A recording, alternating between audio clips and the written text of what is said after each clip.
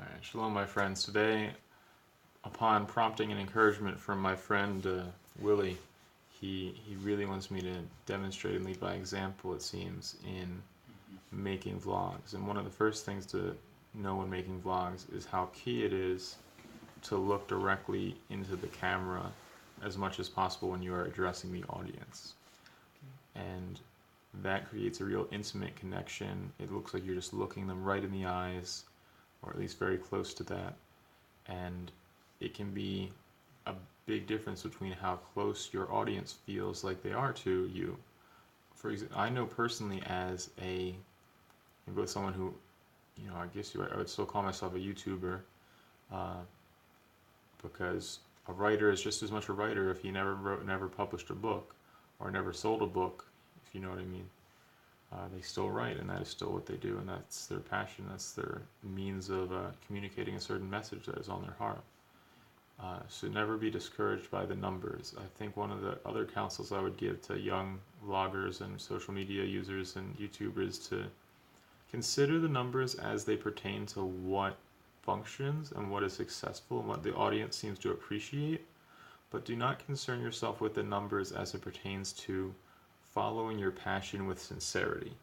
Because what people truly value, amongst many other things, one of the things people truly value is that sincerity.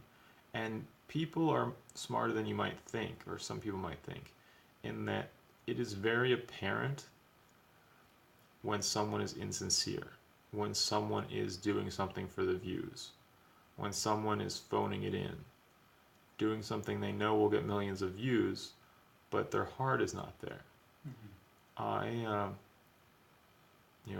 I followed the career of Pewdiepie over the years. He became the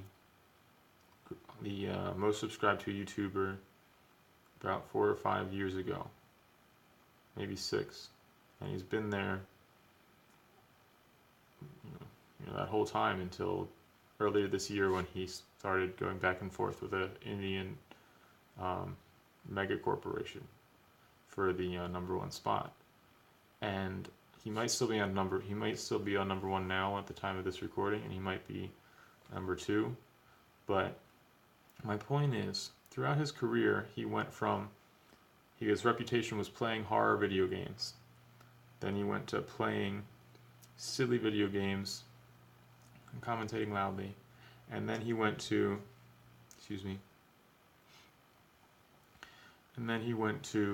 did Scare Pewdiepie, which was a YouTube promoted show where it was live action and people trying to scare him like he was in a horror movie. And then he did a variety of other things. And then more recently, he started just reviewing subreddits, doing try not to laugh challenges, and doing a lot of these very silly things, which are in harmony with his content in some ways, but in reality it is very different. And something that was noticed is that people, every time he would do that, every time he would change his style, change his content, lots of people would unsubscribe or just simply stop watching. And you could be discouraged by that and go back scrambling back to that old style of video. But if your heart's not there anymore, the quality and the content is going to be poor, and you're going to be miserable. You would transfer what you once was your passion and your purpose to this tortured existence of miserable monotony and deception and falsehood. In reality, the best thing you can do is be sincere and honest about your personal development, your growth and your learning and maturity. Because I see, PewDiePie, for example, to just use him since he's very popular, he's been on YouTube for 10 years, if I remember correctly. We have seen this man go from 20 years old, a poor former hot dog salesman in Sweden, to multi-millionaire living in the United Kingdom, saving up money to buy a big house in Japan. And that 10-year journey was a journey of maturity, a journey of development, and a journey of, learning and growing.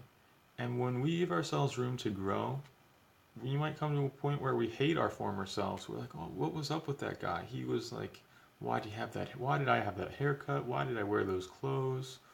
What was up with my beard back then? You know, people have these types of thoughts. Like, why did I joke around? Why was I insincere? And like, why was I just trying to get views and doing all this stupid stuff? But the thing is, people do stupid things, and they usually are look back on their past selves and be like, "Wow, I was stupid. I really like learned a lot since then." But the thing is, most people do not have YouTube channels that they post on, so you cannot see their 10 years ago life. It's, you know, lost in the channels of history. But YouTube is different because it basically means you can watch PewDiePie from 10 years ago and PewDiePie from today in the same sitting. And you know, you can never escape the things you do. Like, you have controversies and you almost get, you know, censored, and all sorts of problems happen. You lose your deals. And the thing is, what I value and appreciate about this example that PewDiePie sets is that he demonstrates that you can be sincere and genuine with who you are. You can lose the subscribers, lose the views, but the thing is, your new self will generate a new community. And you need to be okay with that. And, or you at least ought to, is my suggestion. And my point here is to, you know, be content in whatsoever state you are in, and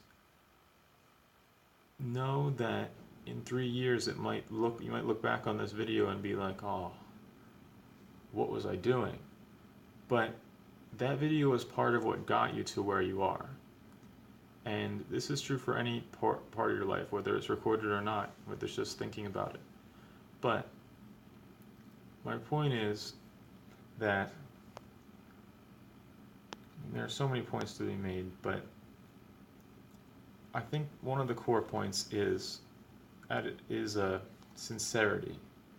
Because if you cannot be genuine and you're trying to like put on an act for the purposes of the camera and the audience, I mean, obviously some people's career is acting and joking and comedian work, and there's like, you know, I have feelings about that type of work, you know, thing, but I won't share them now.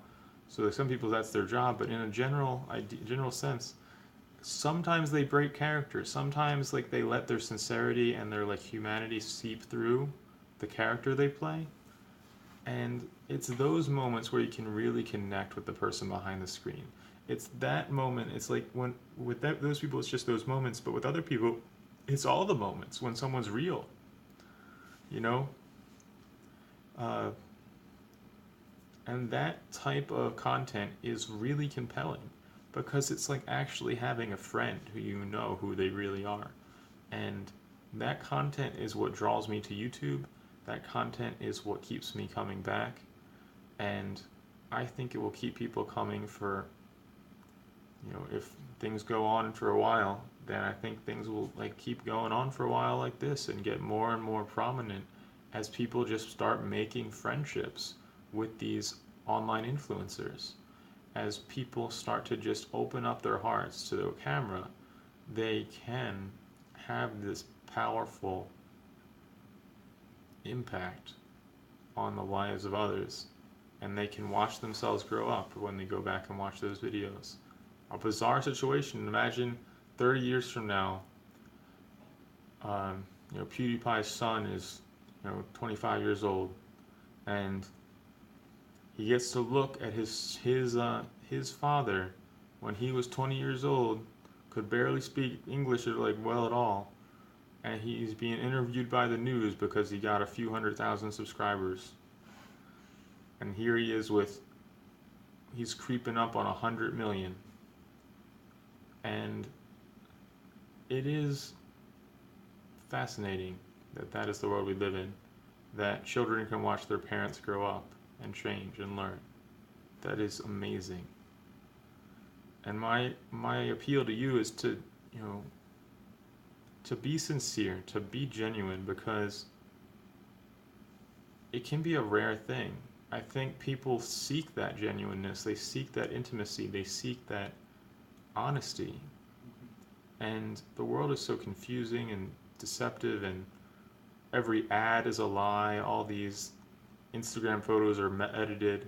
Everything's so fake and false and deceptive in this world, and people crave something real. Mm-hmm. And you, as you are, who you are, is real. Not to say you cannot change and improve and continually advance, we are called to do that. But my point is that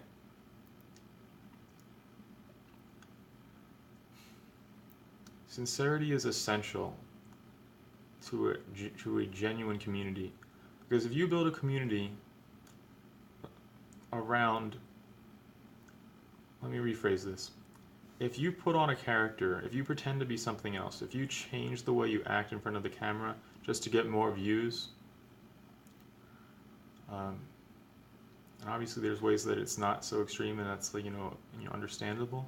But if you create this different person that people like and people want to be part of that person's community, what you really did is that person is the one that has the community. That person is the one who has the YouTube channel, not you.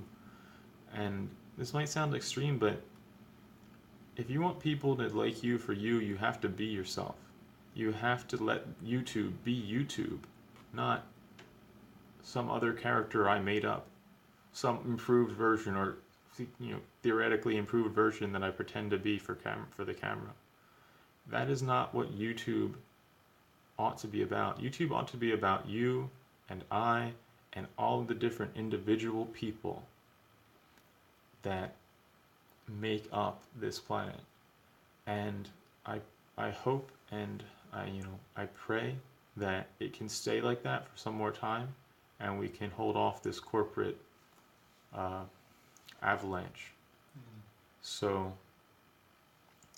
thank you for watching. I hope that this testimony and little talk encourages you, and shalom. Good, good, good.